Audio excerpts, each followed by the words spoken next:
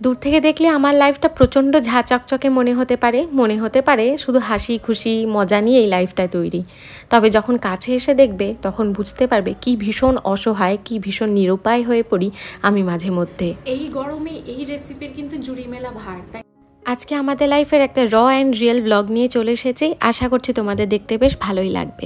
Hi everyone, কেমন আছো তোমরা সবাই? আমরা বিন্দাস আছি, চলে এসেছি আবার আরেকটা ঝলমলে ভিডিও নিয়ে। সকাল সকাল বেলা থেকে ব্লগটা শুরু করছি।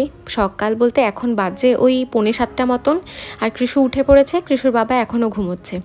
কালকে লাইভে তো তোমাদের বলেইছি কৃষু সোনার রুটিনটা অনেকটা চেঞ্জ হয়েছে। ও এখন অনেকটা সকালবেলা ঘুম থেকে উঠে পড়ে, তাই ওকে আগে দুধটা গরম করে খেতে দিয়ে দিয়েছি। আর দুধ খাওয়ার নকশা তো দেখতেই পেরেছিলে, বিছানায় শোবে না, বালিশের ওপরে গিয়ে শুয়েছে। তো এইভাবেও দুধ খেতে থাকবে। আর আমি চলে এসেছি কিচেনে। এই কয়েকদিন যাবৎ যে পরিমাণে অসুস্থ হয়ে পড়েছি আমি, তাতে বোঝাই যায় যে আমার সংসারের অবস্থা বেহাল হয়ে গেছে। বাড়ির মহিলারা যদি একটু অসুস্থ হয়ে পড়ে, সংসারের অবস্থা ঠিক এরকমটাই হয়। তবে যদি আমার শাশুড়ি মা বা বড় কেউ আমার সাথে থাকতো তাহলে হয়তো এরকমটা হতো না। তবে যেহেতু কাজ করার মানে ঘরের কাজকর্ম করার মতন আমি একাই রয়েছি, তাই আমি অসুস্থ হলে ঘরের যে কী অবস্থা হয় সেটা বোধহয় সবাই আন্দাজ করতে পারছো। আর তার মধ্যে আমাদের রয়েছে কৃষু সোনা। তো ও তো ভীষণ পরিমাণে ঘর নোংরা করে, তাই ঘরের দিকে আর তাকানো যাচ্ছিল না। ওকে দুধটা গরম করে দিয়ে আমি তাড়াতাড়ি চলে এসেছি কিচেনে। কৃষুর বাবা আজকে আবার খুব তাড়াতাড়ি অফিস বেরোবে, তাই ও বলে দিয়েছে আজকে ব্রেকফাস্ট করবে না, শুধু চা খেয়ে বেরিয়ে যাবে। তাই সেই সুযোগে আমি ভাবলাম বসে না থেকে কাজ যখন জমে রয়েছে আর কাজ যখন করতেই হবে, তাই রান্নাঘরটাকে আগে ক্লিন করে নিই। কৃষুর দুধ খেতে খেতে আমি রান্নাঘরটাকে সুন্দর করে ক্লিন করে নিয়েছি। আর রান্নাঘর আর বেডরুম যদি আমার গুছানো হয়ে যায়, আমার ঘরের প্রায় অর্ধেকের বেশি কাজটাই হয়ে যায়। আর বেডরুমটা মেকওভার করার পর এই ঘরটাকে আমি খুব একটা অগোছালো হতেই দিই না, যাতে আমার গুছোতে খুব একটা বেশি সময় লাগে না। ওই বেডটাকে ঠিকঠাক করে নিলেই মোটামুটি পুরো ঘরটাই কিন্তু ক্লিন হয়ে যায়। আর দেখবে বেড সুন্দরভাবে গুছানো থাকলে, বেডশিট সুন্দর টান টানভাবে পরিষ্কার করে পাতা থাকলে পুরো ঘরটা অটোমেটিক্যালি ভীষণ সুন্দর মনে হয়, ভীষণ অর্গানাইজড মনে হয়। তাই আমি বেডটাকে সুন্দরভাবে আগে গুছিয়ে নিই। আর এতে করে মানে ঘুম থেকে ওঠার পরপরই যদি বেডটাকে সুন্দর করে গুছিয়ে নেওয়া যায়, তাহলে কিন্তু অলসতাটাও অনেক তাড়াতাড়ি কেটে যায়। আর বেডটা যদি অগোছালো থাকে, মানে বাসি বিছানা যতক্ষণ থাকে ততক্ষণ আমার মনে হয় আমার মধ্যে একটা অলসতা কাজ করতেই থাকে। যদিও এটা রোজ ফলো করতে পারি না, কারণ কৃষুর বাবা আগে শুয়ে থাকতো এই সময়টা। তো তখন কৃষুর বাবা অফিস বেরিয়ে গেলে আমি এই কাজকর্মগুলো করতাম। এখন যেহেতু ছেলে তাড়াতাড়ি উঠে পড়ে, সেই সুবাদে কৃষুর বাবাও তাড়াতাড়ি উঠে পড়ছে, তাই এই বেডরুমের বাসি কাজগুলো আমি খুব তাড়াতাড়ি সেরে নিতে পারি। আমি যতদূর জানি বা ঠাকুমাকে দেখতাম সকালবেলা খালি পেটে পেঁপে পাতার রস অনেক সময় খেত। তো তখন থেকেই জানি যে সকালবেলা খালি পেটে পেঁপে পাতার রস খাওয়া ভীষণ উপকারী। তবে কী অ্যাকচুয়ালি যে বেনিফিট সেটা কিন্তু আমি সঠিক জানি না, তবে উপকার হয় এটা আমি জানি। তো গিলোয়ের রস, পাপায়া পাতার রস, এগুলো সকালবেলা এখানে তো জোগাড় করা পসিবল না, তাই গিলোয়ের এই একটা জুস আমি আলাদা মার্কেট থেকে কিনে নিয়ে এসেছি। 4 ঢাকনা একটা গ্লাসের মধ্যে নিয়ে তার মধ্যে 1 গ্লাস মতন জল অ্যাড করে ডাইলিউট করে এটাকে আমি প্রত্যেক দিন সকালবেলা খালি পেটে খেয়ে নিচ্ছি। এই রিসেন্টলি হলো এই হ্যাবিটটা আমি ফলো করা শুরু করেছি। তো এটাতে আমি বেশ এনার্জেটিক ফিল করি, পুরো দিনে আমার লেথার্জিটা অনেকটা কম হয়েছে আর কাজ করার এনার্জি অনেকটা বেড়েছে। আমি জানি না এটার এফেক্ট কিনা, তবে এটা খাওয়ার পর থেকে এই জিনিসগুলো আমি ফিল করতে পেরেছি। তো আমি ওটা খেয়ে স্নান সেরে নিয়েছি, ঘর ঝাড়ু করা হয়ে গেছে। এবার শুধু পুজোটা করব, তারপর একটুখানি চা বানাবো। এবার ছেলে আর বাবা মিলে দুজনে গেছে স্নান করতে। হ্যাঁ, তোমাদের বলে রাখি কৃষুকে এখন আমরা অনেকটাই সকাল সকাল স্নান করিয়ে দিই, কারণ স্নান করে দিলে না মানে ও শরীরটা ভীষণ ঝরঝরে থাকে আর একদম সকালবেলা থেকেই ভীষণ রিফ্রেশ ফিল করে আর সারাদিন নানান দুষ্টুমি করতে পারে। যেই না ওকে আমি বলেছি যে এবার বাথরুম থেকে চলে আয়, তোর গা হাত পা মুছে দিই, অমনি দেখো বালতির মধ্যে ঢুকে বসে পড়েছে আর আমাকে দেখেই আগে টাটা দেওয়া শুরু করে দিয়েছে। আর বারবার হাত দিয়ে জল ছেটা দিয়ে বোঝানোর চেষ্টা করছে যে এখন আমি কিছুতেই উঠবো না। আর বলো না, মানে কৃষুকে যদি স্নানের থেকে বাইরে নিয়ে আসতে হয় তাহলে যে কী পরিমাণে কান্নাকাটি করে সেটা বলার মতন না। ওর কান্না থামিয়ে ভালো করে মুছে পরিষ্কার করে দিয়েছি, নতুন জামা কাপড় পরিয়ে দিয়েছি। মোটামুটি সকালই এখন আমার অনেকগুলো মেইন কাজকর্ম হয়ে যায়। কৃষু শোনার সাথে সাথে আমারও রুটিনটা অনেকটা চেঞ্জ হয়েছে। আর এই রুটিনটাতে আমি দেখতে পাচ্ছি আমি নিজের জন্য প্রচুর সময় পাই। আগের রুটিনটাতে কী হতো, দুপুরবেলা আমি নিজেকে সময় দিতে পারতাম না, তবে এই রুটিনটায় আমি দুপুরবেলা 2-1 ঘন্টা বেশ ফ্রি থাকতে পারি। কৃষু সোনা রেডি হয়ে গেছে, কৃষুকে খানিকক্ষণ পরে ব্রেকফাস্ট করাবো, কারণ ও সকালবেলা দুধ খেয়েছে। আর এদিকে আমি আমাদের জন্য একটু চা আর বিস্কুট নিয়ে নিচ্ছি। গোপালকে পুজোতে আজকে একটু লাড্ডু দিয়েছিলাম, আর আমাদের লাড্ডু গোপাল কি করছে জানো, বারবার দৌড়ে দৌড়ে গোপালের ওখানে যাচ্ছে, সিংহাসনের ওখান থেকে গোপালের থালা থেকেই লাড্ডুটা তুলে নিয়ে খাওয়া শুরু করে দিয়েছে। তবে ওর মধ্যেই তো গোপাল থাকে বলো, তাই এই সমস্ত জিনিস আমি কখনোই ওকে না করি না। ও প্রায় দিনই গোপালের থালা থেকে প্রসাদটা খেয়ে নেয়, তো এই জিনিসগুলো দেখতেও ভীষণ ভালো লাগে। খানিকটা খেয়েছে আর খানিকটা এই যে ছড়িয়েছে, একেবারে এগুলো পোছা লাগানোর সময় একটু পরেই পরিষ্কার করে দেবো। কৃষ্ণ বাবাই অফিস বেরোলো, ওর সাথে আমরাও একটু বাইরে গেছিলাম, একটু ছাস আনার ছিল আর একটা সার্ফের প্যাকেট আনার ছিল, তো ওই দুটো নিয়ে এসেছি। আর কৃষ্ণর জন্য এসে ব্রেকফাস্ট বানিয়ে নিলাম, এবার কৃষ্ণকে খাইয়ে দেবো। এসো। হ্যাঁ হ্যাঁ, ওই আঙ্কেলটা ডাকছে। দিকে ওর খাবার নিয়ে বসেই রয়েছে আর ওই ছেলে আমার ওই যে ওইখানে নিচে সবাইকে ডাকাডাকি করছে, এ দাদা, এ কাকা, কাকা কোথায়। ত্রিশুবাবুর খেতে তো যত রকমের বিরক্তি আসে, তবে খাওয়ার পরে একটা জিনিস ভীষণ পছন্দের, সেটা হলো জল নিয়ে খেলা আর মুখ ধোয়া। সেই জাস্ট ঘুমোলো আর আমার শরীরটা তো খুব একটা ভালো নেই, আর রিকিও সকালবেলা আজকে কিছু না খেয়ে বেরিয়ে গেছে, মানে অনেকটা তাড়াতাড়ি বেরিয়েছে, ওই কারণে আর খাবারটা বানানো হয়নি। আমারও সকাল থেকে কিছু খাওয়া হয়নি, তাই পেটে একেবারে ছুঁচোয় ডন দিচ্ছে। আমি তাড়াতাড়ি করে কিছু একটা খাবার বানিয়ে খেয়ে নেবো, তারপর ঘরের অন্যান্য কাজকর্মে হাত দেবো। সকাল থেকে তো আজকে খুব একটা কিছু খাওয়া হয়নি, আর কৃষুও ঘুমিয়ে পড়েছে, তাই ভাবলাম একটা লাড্ডু রয়েছে, সেই লাড্ডুটা খেয়ে নিই। খেতে খেতে এদিকে আমি রান্নার প্রিপারেশন শুরু করে দেবো। একটা বাটিতে আমি কিছুটা বাটার মিল্ক মানে ছাঁচ নিয়ে নিয়েছি। আজকে তোমাদের সাথে আমি কারি পকোড়ার রেসিপি শেয়ার করব। এই রেসিপিটা কিন্তু গরমকালের জন্য পারফেক্ট, কারণ টক দইয়ের রেসিপি বা ছাঁচের রেসিপি সবসময় গরমের জন্য অ্যাপ্রোপ্রিয়েট হয়। আর এই রেসিপিটা কিন্তু আমি কৃষুকেও খাওয়াই, তবে কৃষুকে কিভাবে খাওয়াই সেটাও আমি কিন্তু ডিটেলসে এই ভিডিওতেই শেয়ার করব। ভীষণ ইজি রেসিপি, আর বলে না আমাদের যেমন কমফর্ট ফুড, মানে বাঙালির কমফর্ট ফুড হলো ডাল, আলু ভাতে মাখা আর ভাত, বা ডাল আলু ভাজা ভাত এগুলো। আর এই যে কারির যে রেসিপিটা শেয়ার করব, এটা কিন্তু নর্থ বেঙ্গলিদের কাছে একটা কমফর্ট ফুড বলতে পারো। ভীষণ টেস্টি, খুব তাড়াতাড়ি হয়ে যায় আর খেতেও বেশ ভালো লাগে। একটার অর্ধেক পেঁয়াজ আমি একটু কুচি কুচি করে কেটেছি, একটা লঙ্কা কুচি করে কেটে নিয়েছি, দুটো টমেটো কুচি করে নিয়েছি, আর সামান্য পরিমাণের মানে দুটো মতন রসুন আমি একটুখানি ঘষে নিয়েছি। এবার বাটার মিল্ক আমি মোটামুটি এক প্যাকেটে যতটা ছিল তার বেশিরভাগটাই নিয়ে নিয়েছি। এই রেসিপিটা কিন্তু টক দই দিয়েও বানানো যেতে পারে। টক দই দিয়ে তার মধ্যে অনেকটা পরিমাণে জল অ্যাড করে এরকম পাতলা একটা ঘোল বানিয়ে নিতে হবে।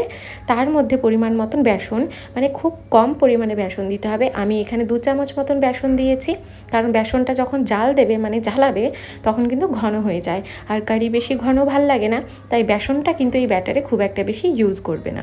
আমি 2 চামচ মতন বেসন দিয়েছি এটার মধ্যে, আর দিয়ে দিয়েছি হলুদ, সামান্য পরিমাণে লঙ্কার গুঁড়ো, একটুখানি কিচেন কিং মশলা, আর বেশ পরিমাণে নুন। এবার যেহেতু কৃষু খাবে তাই লঙ্কার গুঁড়োটা খুব কম দিয়েছি, আর ভালো করে ওটা মিক্স করে সাইড করে রেখে দিয়েছি। আর একটা কড়াইতে তেল গরম করে তার মধ্যে একটুখানি মেথি, কাঁচা লঙ্কা, রসুন আর হিং ফোড়ন দিয়ে দিয়েছি। এটার মধ্যে না আমি কারি পাতা ফোড়ন দিতে ভুলে গেছিলাম, তাই পরে ওটাকে অ্যাড করে দেব। যেই টমেটো, পেঁয়াজ আর কাঁচা লঙ্কা আলাদা করে কেটে রেখেছিলাম সেটাও এর মধ্যে দিয়ে দিচ্ছি, আর এখানে আমি অ্যাড করে দিচ্ছি একটু কারি পাতা। এই কারিতে কিন্তু কারি পাতার গন্ধটা এতটাই সুন্দর লাগে সেটা বলার মতন না। মোটামুটি যখন পেঁয়াজ আর টমেটো খানিকটা নরম হয়ে যাবে তখন যেই ঘোলটা আমরা প্রিপেয়ার করে রেখেছিলাম সেটা ঢেলে দিতে হবে, আর ভালো করে মিক্স করে দিতে হবে। যেহেতু ঘোলটা বানানোর সময় নুন দিয়েছিলাম তাই আমি টমেটো পেঁয়াজের মধ্যে কিন্তু নুন দিইনি। এবার কারিটা যত সুন্দর করে পাকবে, মানে যত সুন্দর জ্বালাবে তত টেস্ট হবে, তাই কারি ওদিকে হতে রয়েছে, আমি কারির জন্য পকোড়া বানিয়ে নিচ্ছি। এবার আমাদের পেঁয়াজি যেরকম খেতে হয় খানিকটা ওরকম স্বাদেরই কারি পকোড়ার পকোড়াটা হয়, তবে এটা কিন্তু পুরোটা পেঁয়াজের মতন না। পেঁয়াজি ভাজার জন্য যেরকমভাবে আমরা পেঁয়াজগুলো কুচি করে নিই সেরকমভাবে পেঁয়াজ কুচি করে নিতে হবে। তার মধ্যে পরিমাণ মতন বেসন, একটু নুন, হলুদ, লঙ্কার গুঁড়ো ভালো করে মিক্স করে নিতে হবে, আর জলের বদলে অবশ্যই দই বা ছাঁচ দিয়ে কিন্তু এই ব্যাটারটাকে প্রিপেয়ার করে নিতে হবে। ব্যাটারটা মেখে এরকম গোল গোল করে খানিকক্ষণ 5 থেকে 7 মিনিট আমি এরকম ঘুরিয়ে নেব। এতে করে যেই কারি পকোড়ার পকোড়াটা তৈরি হবে ওটা ভীষণ সফট হবে, ফ্লাফি হবে, আর এটার ভেতরে যখন কারিটা পুরো ঢুকে যাবে এই পকোড়াটা খেতে ভীষণ নরম আর সফট হবে। তোমরা চাইলে এটার মধ্যে সামান্য খাওয়ার সোডা কিন্তু দিতে পারো, তাতে করেও কিন্তু পকোড়াগুলো বেশ সফট হবে, তুলতুলে হবে। ও হ্যাঁ, বলতে ভুলে গেছি, এই পকোড়ার মধ্যে কিন্তু আমি পেঁয়াজের সাথে সাথে একটুখানি লঙ্কা কুচি আর আদা রসুনের কুচিও দিয়েছিলাম, এতে করে পকোড়াটা খেতে বেশ টেস্টি হবে। এদিকে পকোড়াগুলোও ভাজা হয়ে গেছে আর কারিটাও প্রায় তৈরি হয়ে গেছে। এবার আমি কারিটাকে ছক লাগানোর জন্য, মানে তড়কা লাগানোর জন্য আরেকটা প্যানে কিছুটা মশলা প্রিপেয়ার করে নেব। গরম তেলের মধ্যে আমি আরেকটুখানি পরিমাণে মেথি, শুকনো লঙ্কা আর একটা রসুন বড় বড় করে কেটে এটার মধ্যে দিয়ে দিয়েছি। রসুনটাকে কিন্তু ভাজা ভাজা করতে হবে না, একটুখানি কাঁচা গন্ধটা চলে গেলেই হবে। আর দিয়ে দিচ্ছি হিং আর একটু কারি পাতা, সামান্য পরিমাণে শুকনো লঙ্কার গুঁড়ো আর একটুখানি নুন। কৃষুর জন্য আমি কারি পকোড়া অলরেডি তুলে রেখেছি, তুলে রেখে তারপর যেই তড়কাটা লাগালাম, তারপর এটা আমাদের জন্য তৈরি হয়ে গেল। যেহেতু এটার মধ্যে এক্সট্রা পরিমাণে অয়েল থাকছে, আরও পরিমাণে শুকনো লঙ্কা অ্যাড করছি, তাই এইভাবে ওকে আমি দিই না। কারিটা যখন তৈরি হয়ে যায় এই তড়কাটা লাগানোর আগে কৃষুর জন্য আমি তুলে রাখি। এই গরমে এই রেসিপির কিন্তু জুড়ি মেলা ভার, তাই তোমরা যারা এখনো ট্রাই করোনি অবশ্যই ট্রাই করো, আশা করছি তোমাদেরও দারুণ লাগবে। আমিও কৃষুর সাথে সাথে একটু বেশ অনেকক্ষণ রেস্ট করে নিয়েছি। কৃষু উঠে পড়েছে, 10-15 মিনিট হয়েছে, ও একটু জল খেলো, এখন ওকে লাঞ্চ করিয়ে দেবো। অনেকেই আমাকে বলো যেহেতু আমি সবার থেকে দূরে থাকি তাই আমি যখন ইচ্ছা নিজের হিসেবে কাজকর্ম করতে পারি, আমাকে বলার মতন কেউ নেই, আমাকে বকার মতন কেউ নেই। তবে জানো তো এই লাইফের অনেক কষ্ট রয়েছে, সেই কষ্টগুলো না জাস্ট বলার মতন না। যেরকম আমার শরীর খারাপ বিগত 4-5 দিন ধরে, কিন্তু রিকির অফিসও সবসময় ছুটি নিতে পারবে না, কারণ অফিসে বারবার ছুটি নেওয়া সম্ভব হয় না। তাই অসুস্থ থাকা সত্ত্বেও নিজের শরীর যখন তোমার সাথ দেবে না, তোমার মনে হবে যে তোমার রেস্টের প্রয়োজন, কিন্তু একা থাকার জন্য সব কাজকর্ম কিন্তু তোমাকে চালিয়ে যেতে হবে। তার মধ্যে তোমার ঘরে যদি ছোট বাচ্চা থাকে তাহলে তো আরও মুশকিল। বাচ্চাটার তো যত্নে কোনো রকমের কোনো খামতি রাখা যাবে না। মা হিসেবে তো আমরা এই জিনিসটাই করতে পারি না বলো। নিজের যতই ক্ষতি হোক না কেন, নিজের যতই কষ্ট হোক না কেন, আমরা মায়েরা সবসময় চাই আমার বাচ্চাটার যাতে কোনো রকম অযত্ন না হয়।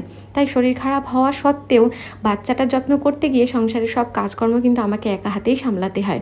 হ্যাঁ, কখনোই এটা না যে রিকি আমাকে সাহায্য করে না, রিকি আমাকে সব কাজকর্মে সাহায্য করে, তবে ওর পক্ষেও তো অফিস ছুটি রেখে বাড়ি বসে থাকা সম্ভব না, তাই না?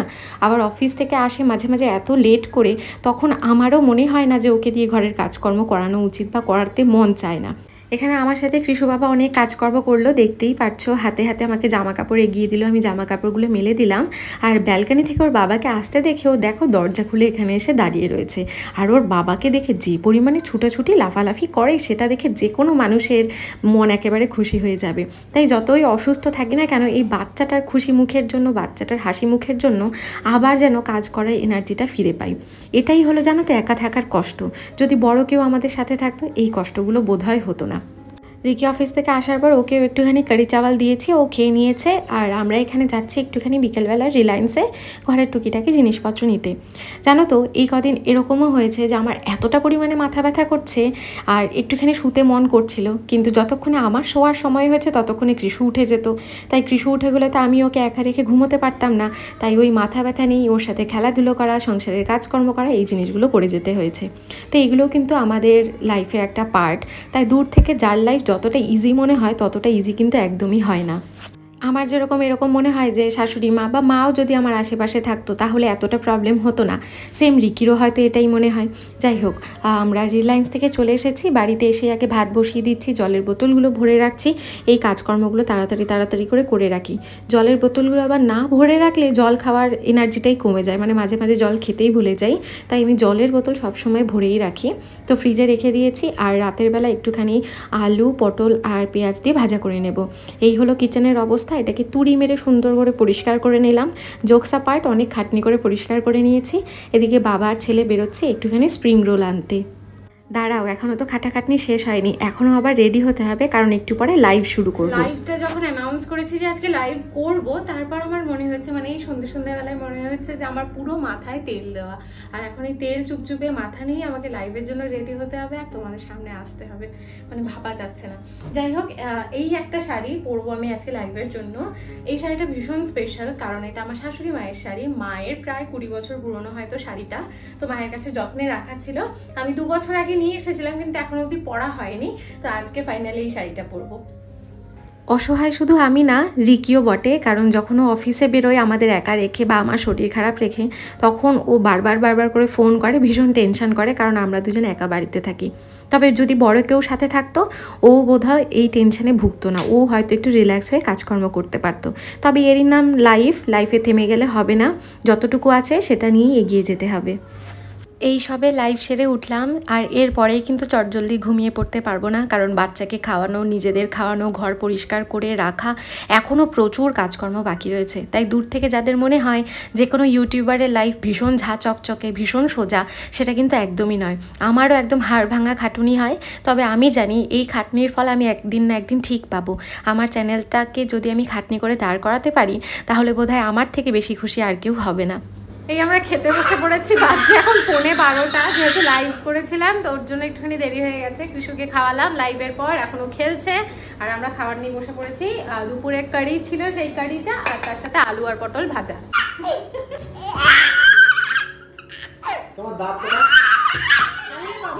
একটা 15 বাজছে, আমার এখন এডিটিং কিচ্ছু হয়নি। এতক্ষণ একটু গল্প করছিলাম, সারাদিনে তো সময় পাই না, ও অফিস থাকে, আমিও কাজকর্ম নিয়ে ব্যস্ত থাকি, কৃষুর পেছনে দৌড়াদৌড়ি হুড়োহুড়ি চলতেই থাকে।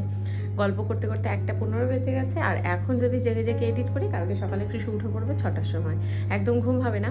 তাই আজকে এডিট করছি না, কালকে দুপুরবেলা এডিট করব। আজকের ব্লগটা এখানেই শেষ করছি। যদি কিছু ভালো লেগে থাকে অবশ্যই কমেন্ট করে জানাবে, আর লাইক করতে ভুলবে না। তোমাদের সাথে দেখা হবে কালকে একটা নতুন ঝলমলে ভিডিওতে। Bye bye, good night, take care.